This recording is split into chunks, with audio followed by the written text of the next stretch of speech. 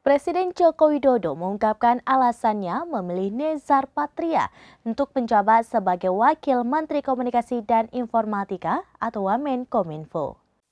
Presiden Jokowi mengungkapkan alasannya memilih Nezar Patria untuk menjabat sebagai Wakil Menteri Komunikasi dan Informatika atau Wamenkominfo.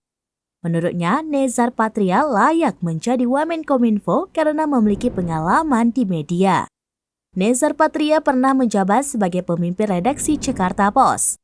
Tidak hanya itu, Nezar juga merupakan anggota Dewan Pers untuk periode 2016 hingga 2019. Selain mempunyai pengalaman di media, Nezar juga mempunyai pengalaman di BUMN. Di BUMN, Nezar Patria pernah menjabat sebagai staf khusus 5 Menteri BUMN. Jokowi merasa pengalaman yang dimiliki Nezar baik di media maupun di BUMN akan sangat membantu Budi Ari untuk bersama-sama memimpin Kominfo.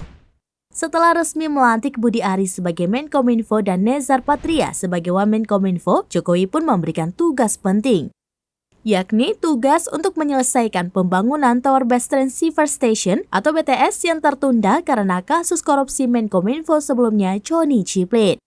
Jokowi menegaskan penyelesaian pembangunan Tower BTS tetap harus berjalan, meskipun proses hukum kasus korupsi BTS tersebut masih berproses di pengadilan.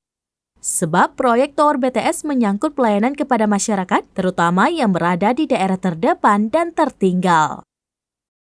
Demikian informasi terkini, Syederalun saksikan terus beragam informasi lainnya. Jangan lupa like dan share seluruh akun seraminas.com.